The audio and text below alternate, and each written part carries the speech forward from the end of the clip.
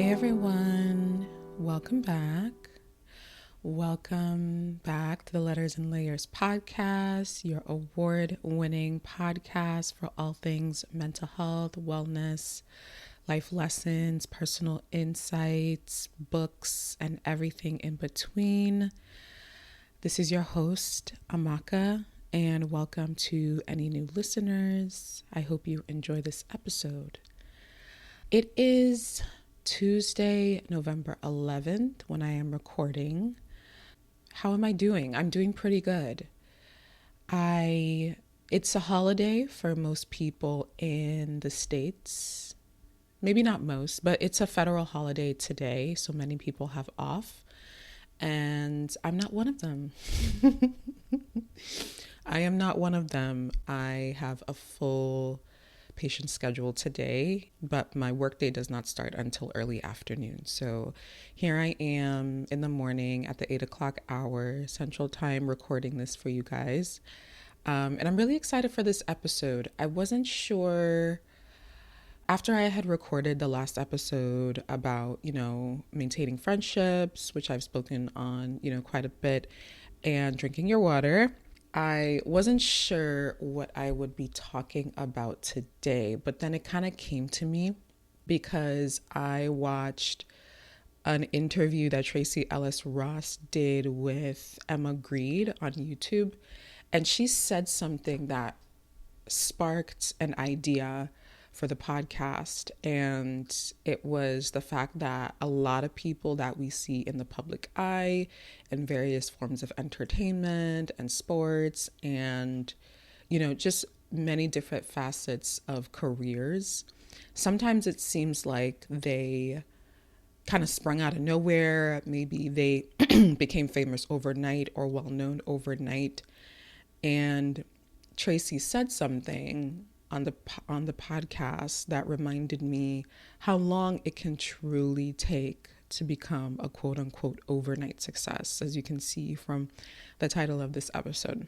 So that's what I'm focusing on this episode. I'm really excited to chat about it. I did some digging online and have identified specific examples of people in entertainment and mainstream and Black culture who are famous now, but have been grinding and doing their thing under the radar for several years.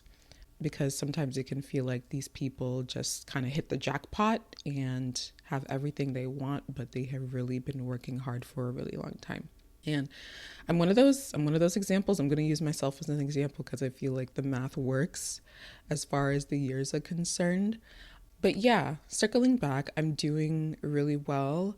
We got our first snowfall of the fall, I guess for later in the year, we got our first snowfall yesterday. So I'm looking out my bay window and almost all of the garage roofs are covered in snow. And it's like kind of cloudy outside, but I love it. I don't know. I know people sometimes, me included, depending on the year, might struggle with the transition from longer days and warmer weather to like fall and the change of like daylight savings and the colder weather. But for some reason, I am all about it this year. I am completely welcoming the change. I don't even mind the shorter days. Part of me is trying to kind of romanticize the evenings more. My husband bought this really cute like portable fireplace that we put in our bedroom. So once it gets dark, we turn on the little fake fireplace, and it's a heater too. It's a heater, but it looks like a cute little fireplace. So to kind of set the mood when the day, is done and it's dark, I go into the room, turn on the fireplace. If it's cold, I'll turn on the heater and kind of just like settle in for the night and watch my favorite sitcoms. I've become a fan of Pluto TV, and I've been watching all my old favorite shows. King of Queens, Girlfriends I've always watched. I've never stopped, but they do run reruns of Girlfriends. So Girlfriends, King of Queens, what else? A couple of other shows. Eve Eve. How many people remember that show Eve? Like, that girl really, she did so much in her career. She's chilling now, as far as I know. But she was a sitcom star for a few years, along with her very, successful rap career and everything. But I digress. So yeah, I love my evenings now. When I'm done with work, I take a shower, I wash off the day, I turn on my fireplace, I curl into bed and I watch my shows. Sometimes I'll make some tea or read or what have you. So I definitely encourage folks who maybe struggle with the change in seasons, find ways to romanticize this time of the year. I know some people struggle with holidays and everything, but even if maybe it's not something that's particularly family oriented for you, try and find ways to make it special for yourself. If you live in like a city area, Chicago's really great for putting on events for every season. So that's something I really appreciate about this city. There's always something to do. And if you find yourself in that type of environment, see what's out there that you're interested in. So it feels less like a punishment to be transitioning into this part of the year and more like just, a natural progression and a time where you can find the beauty in it. So yeah, I've been doing good. I am just kind of getting ready for the work week. It's not too busy this week for me. And I made cinnamon rolls for the first time over the weekend. My husband loves cinnamon rolls. He gets them every once in a while from Cinnabon. He's been asking me since like last year if I could make them, but I was a little bit intimidated. I must say, gotta be completely honest, yeast intimidates me as far as like making pastries that involve yeast. I love to bake, but I typically don't make recipes that involve yeast. I made bread one time, and it actually came out not bad at all. But I still tend to be scared when it comes to yeast because I'm like, what if I put in all this work and the yeast doesn't rise? So he's a medical resident, which I think I've mentioned on the podcast before. And he just came off 2 weeks of nights and he was working like 6 days a week, 12-hour nights. So I was like, you know what? He's been working he's always working hard. He's a medical resident, but I don't know. I felt particularly for him after this 2-week block of 12-hour nights. So I was like, I'm going to make these cinnamon rolls.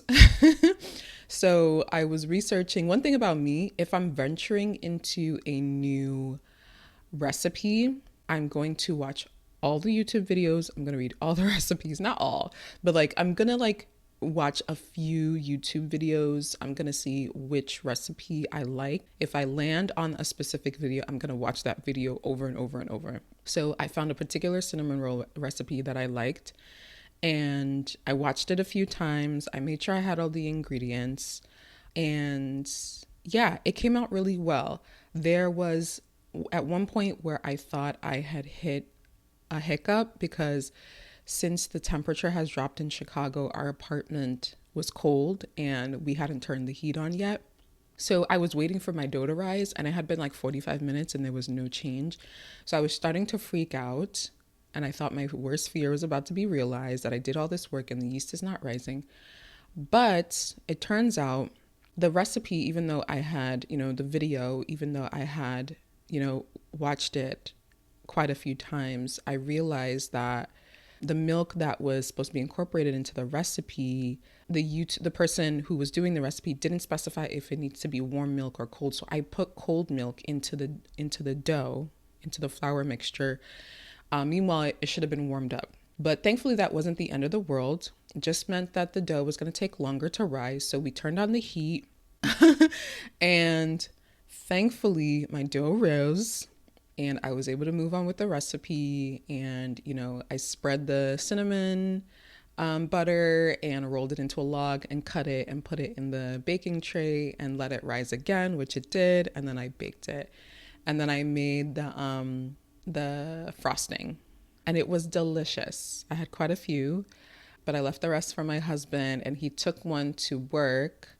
which he shared with his co-residents and they loved. So now he asked me to make another batch for them for the holidays, which I'm happy to do. I was even thinking of doing it myself, but that's something I'll probably do after Thanksgiving. So I conquered a fear this weekend, and that kind of helped build a little bit more confidence in myself as a baker, because I really want to kind of become it. It's like a personal aspiration of mine to become one of those like professional home bakers. I'm not going to like open a store or anything, but like I don't mind spending money on all like the specialty tools, and if I need something for a specific recipe, I don't care how much it costs, I'm gonna get it. Like I realized this weekend that I did not have a rolling pin, even though I swore I had one. But maybe just with like my multiple moves and stuff, maybe I just donated it, which just sounds unlike me, but regardless. So I ended up like cleaning one of my wine bottles and using that as a rolling pin, and it worked fine. But I'm gonna get an actual rolling pin. So yeah, I'm excited that the cinnamon rolls came out great. I learned a few lessons that I'm gonna incorporate into my next batch and other things. And now that I feel like I'm not afraid of yeast anymore, my next project will be brioche bread. So I want to try and make that before the end of the year, and maybe kind of share that as a Christmas gift with some of my friends if I land on a good recipe and I trial it and it comes out great. So that was probably the highlight of my weekend, making the cinnamon rolls and just having it come out perfect despite the initial hiccup, which wasn't really a hiccup. We just needed to warm the apartment up. So yeah, I think I've done enough chatting about myself personally. Before we talk about the process of becoming, who you are, and, the concept of becoming an overnight success after 10 plus years, I need to talk about the Hulu show All's Fair. It's not good. That show is not good, in my humble opinion. And I was personally disappointed because they have been promoting the show, I have to say, since like March this year. It's definitely been since spring. And I'm like, oh wow, this star-studded cast. Like Glenn Close, Sarah Paulson, Niecy Nash, Tiana Taylor. There's another white female actress who's super, like, really well talented. I'm forgetting her name. And then Kim Kardashian. So I was like, okay, Kim Kardashian is in this, but there are all these powerhouse female actresses who have been in other TV shows and movies that I love. So even though Kim Kardashian is in it, it can't be bad. It can't be bad. So honestly, ever since they started promoting this show online earlier in the year, and then they started more so heavily promoting it over the past couple months, I was like, okay, like I was waiting for it to air. Like, November came and I was like, oh, okay, just a few more days and everything. And then, it aired and I saw it on Hulu. I was like, oh, okay, like I'm going to give it a shot. I'm going to start watching it after work. It was hard to get through. Honestly, I thought it would be something that would completely engulf me, because I was like, these are amazing actresses who have stood the test of time and have shown their worth and are like Golden Globe Award winning, Academy Award winning, and sure, Kim Kardashian is in it. But I guess my rationale was like, Kim Kardashian's limited acting experience will be offset by the long-standing and tried and true acting experience of these powerhouse actresses. I think that's what my rationale was. And that's why I was like, regardless of Kim being in it, I'm going to give it a try. So that's what I thought. I thought it would just be offset. Kim is in it, but sure, it should still be good. I am sad to say that personally, I was wrong. It was hard to get through. I finished the first episode, but not all the way through. I started it, and maybe like 15 minutes in, I paused it. 15 minutes in, I paused it because I felt like I could feel myself starting to form an opinion already. But I was like, no, no, no. It's only been 15 minutes. I have to at least get through the first episode. But I was like, I think I need a break. So I took like a 15-minute break. I did a quick yoga sesh, like just 10 minutes just to stretch my body. Whether it's because of the show or not, I don't know. But I've just been trying to be more active as far as like daily stretching. So I did a quick 15-minute yoga thing. And then I went back to the show. And by the time I finished the first episode, I felt bad because I already knew what I thought. And I was like, this is not good. Not only, I was just like, how could a show like this have so many amazing, amazing, phenomenal actresses and be so bad? Like, I was wondering, is it like they must have really like the checks must have been huge. The checks must have been the types where you just can't turn them down, because I couldn't understand how these legitimately amazing actresses in their craft could agree to come on to this project. This might sound really strong, but I was just like, this is bad. This is bad. And it's not even like just Kim being not great. I don't think she's one of those people. I've shared this opinion before. She's one of those people where like her celebrity just overshadows everything. I'm not seeing the character that she's playing. I'm seeing Kim Kardashian in a show.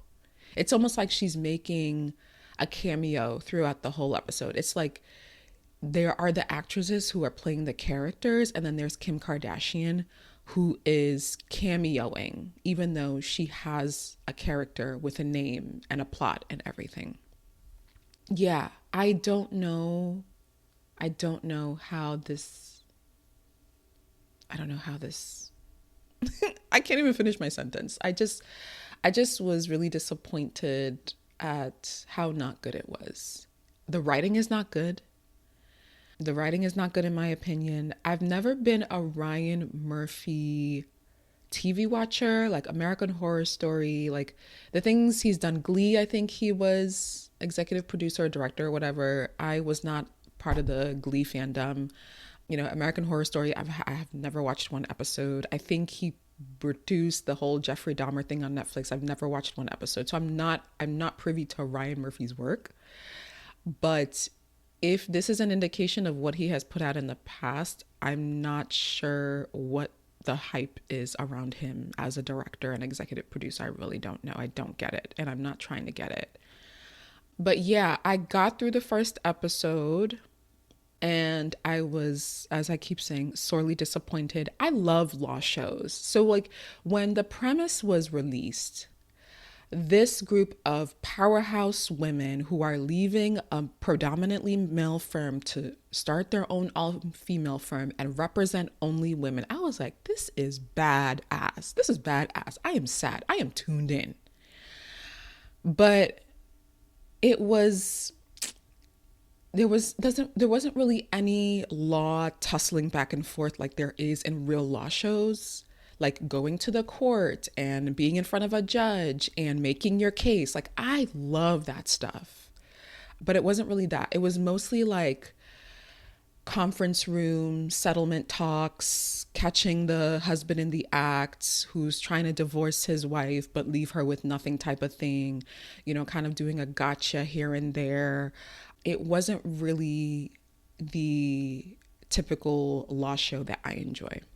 So yeah, that kind of works against it too, in my opinion.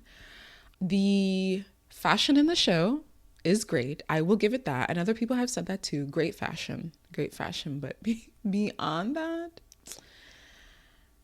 it's not good.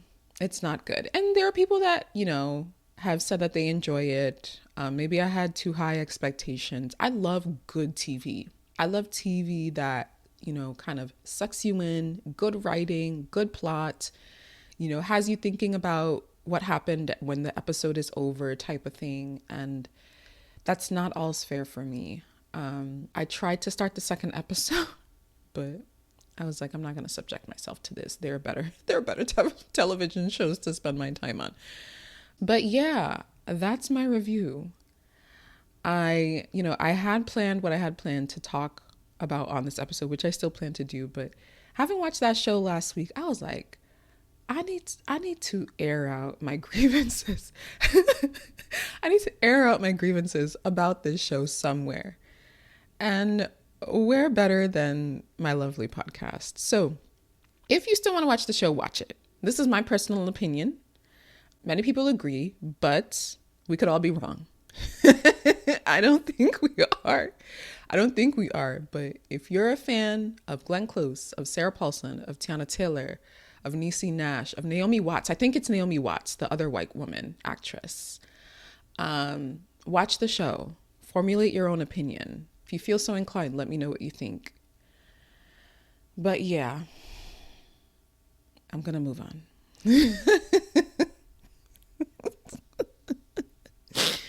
I am going to move on. If folks are interested in what I'm watching right now that I enjoy, Doc, I love the show Doc. The morning show on Apple TV, I really enjoy. Matlock, I'm really enjoying.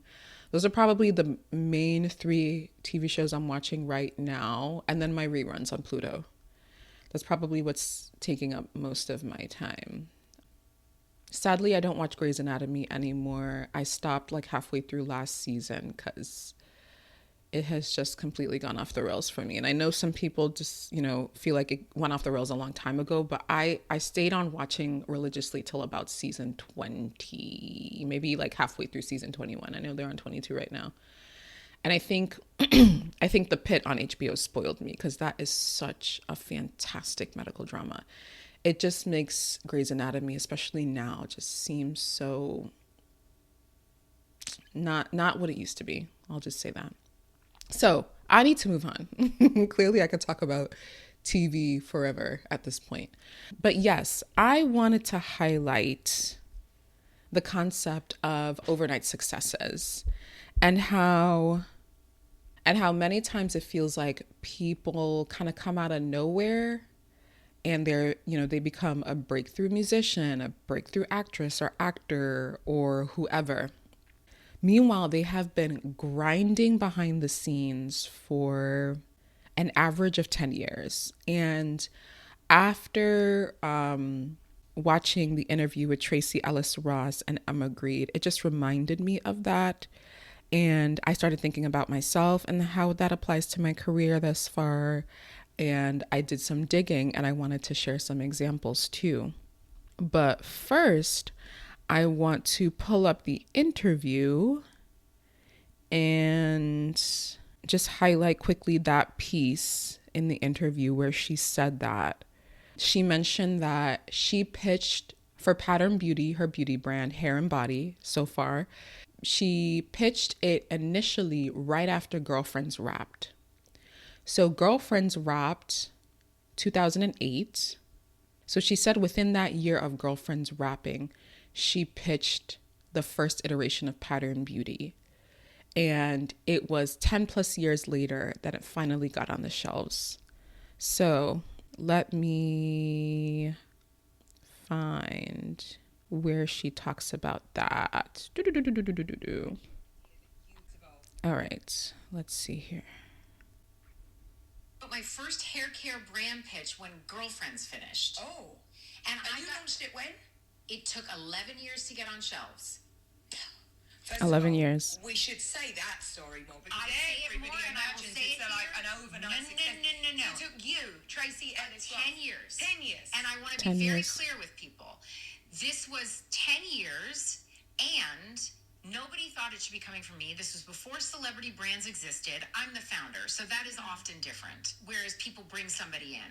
But Pattern was built as a consumer who saw a blank space in the industry that just was not being serviced. Okay, I'm going to rewind it and play it again because it's that important. And then for 10 years, I wrote my first hair care brand pitch when Girlfriends finished. Oh. And you launched it when? It took 11 years to get on shelves. First of all, we should say that story more because I say it everybody more, and I will imagines say it's it like here. an overnight success. No. So it took you, Tracy Ellis 10 years. 10 years. And I want to be very clear with people. This was 10 years, and nobody thought it should be coming from me. This was before celebrity brands existed. I'm the founder, so that is often different, whereas people bring somebody in. But Pattern was built as a consumer who saw a blank space in the industry. So, like I said, and like she confirmed, it took her 10 plus years from initially pitching Pattern for it to get on the shelves. And it might seem like Pattern Beauty came out of nowhere, but clearly it took several years of blood, sweat, and tears to get it to be what it is now. And I think Pattern launched in maybe 2019 or something. No, later than that. Has it been that long? I don't know. But it's been a more of a greater known Black hair care brand or catered to women of color over the last few years. But clearly it's been in development since before the 2010s. And hearing that from her just kind of reminded me, I feel like sometimes when I'm listening or reading other people's stories, the number 10 comes up very often, like when they started their journey versus when things popped and when they blew up and when they started to kind of amass a gigantic platform. It usually takes 10 plus years. Some people are lucky and they pop sooner than that. Some people have to grind beyond 10 years, but it's like 10 is the magic number. Speaking for myself personally, the time it took from graduating undergrad at Stony Brook to graduating Yale as an NP was 10 years. I graduated Stony Brook undergrad in 2011, and I graduated Yale as a Psych NP in 2021, almost to the day. So, that's just kind of how the number 10 and the process and the time and the grind, how long it took for me to get to that point. And I didn't even know that's where I was going to get to. But looking back, my journey, my professional journey, my academic journey, my general career trajectory, it made sense how all those decisions and detours and setbacks and just everything culminated to that moment.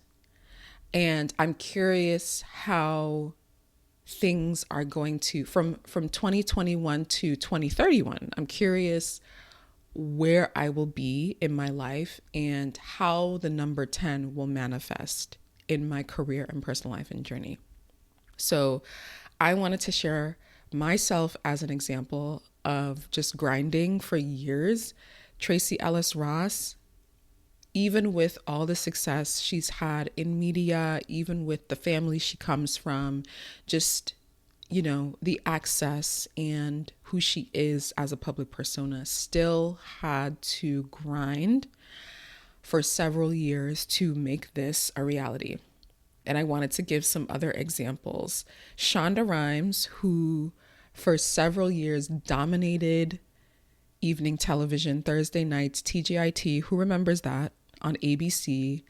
I remember scheduling my evenings on Thursday around those 3 episodes, shows, Grey's Anatomy, Scandal, How to Get Away with Murder, were all either directed, not always directed, but they were all executive produced by Shonda Rhimes. And doing some digging with her story, she graduated with her master's in 1995. And Grey's Anatomy, her first hit show, launched in 2005.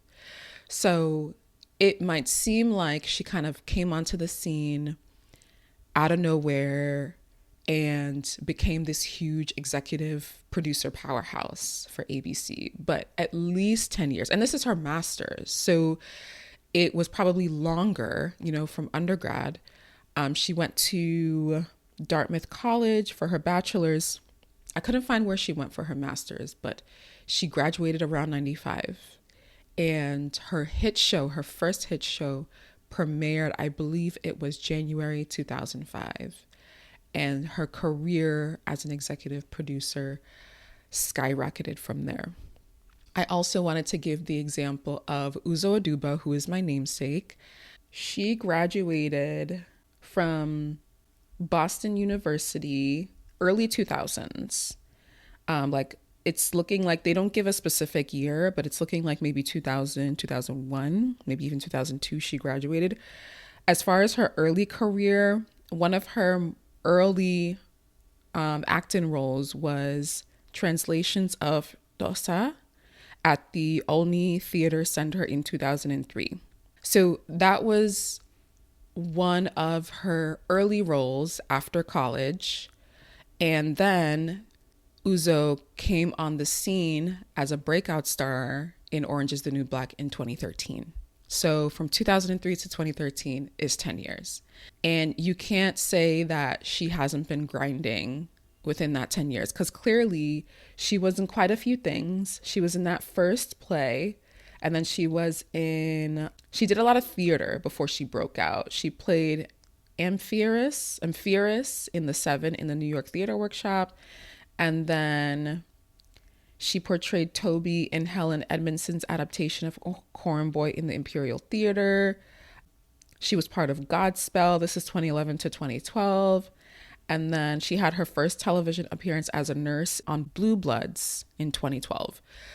So I had no idea that she had kind of done all this primarily theater work and then one television appearance in 2012.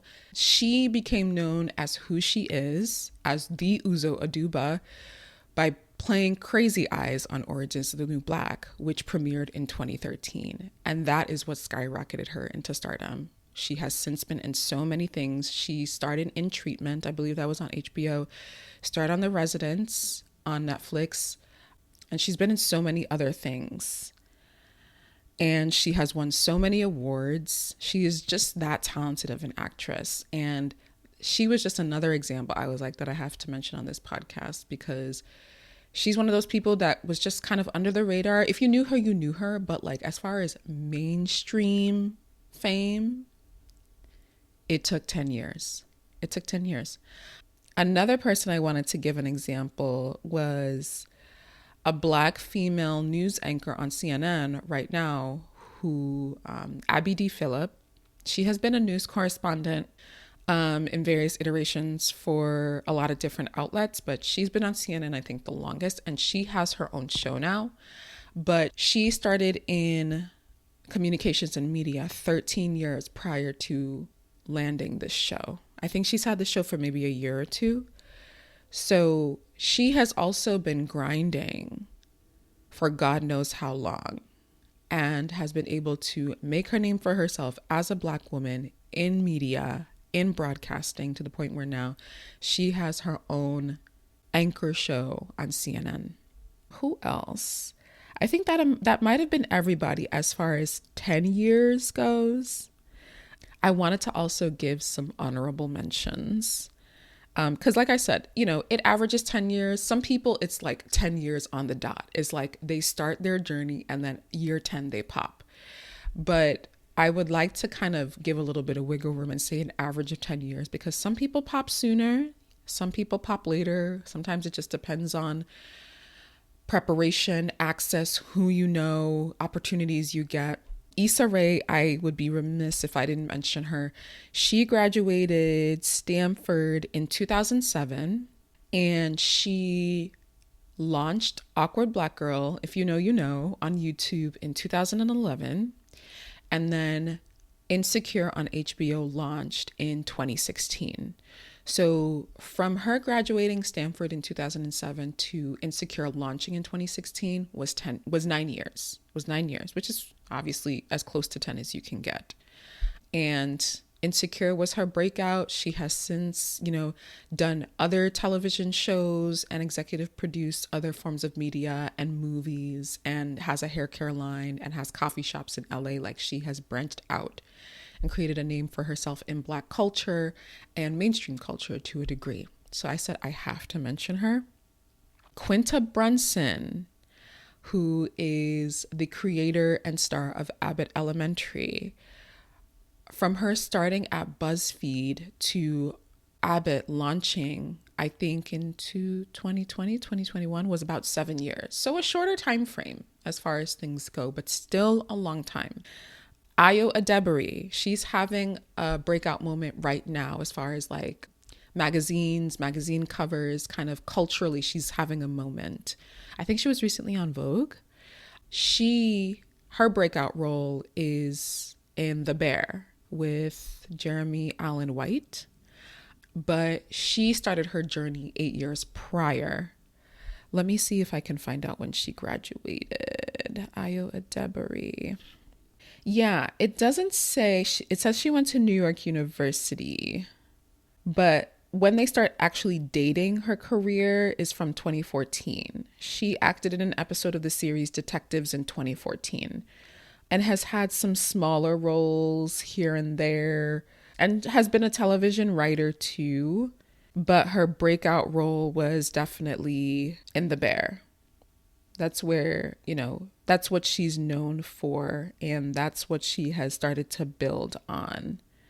And yeah, like I said, she's having a moment right now, which is well-deserved. I think she was just in a movie with Julia Roberts and Andrew Garfield.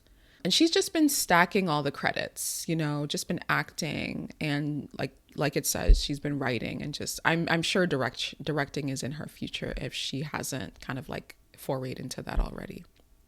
So I don't know how many examples I've given, maybe like 7 or 8. But yeah, just the conversation with Emma Grede and Trace had me thinking again about this whole theme about taking 10 years to becoming overnight success. And that's one of the reasons why I keep doing this podcast, because I'm like,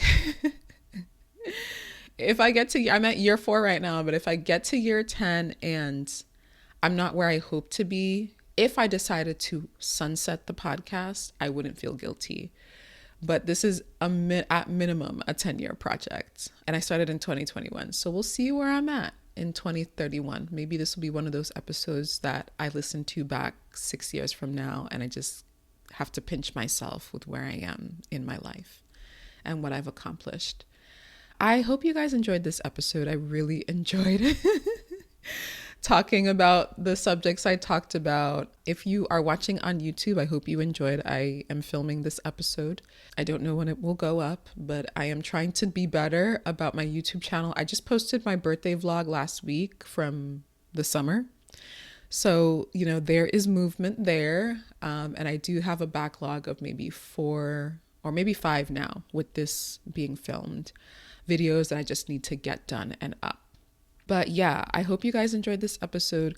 Thank you so much for listening. If you are in that season of your life where you're grinding and you are just like, I've been at this for years, nothing is coming of it, I hope this gives you a little bit of inspiration to keep going, especially if you believe in what you're doing.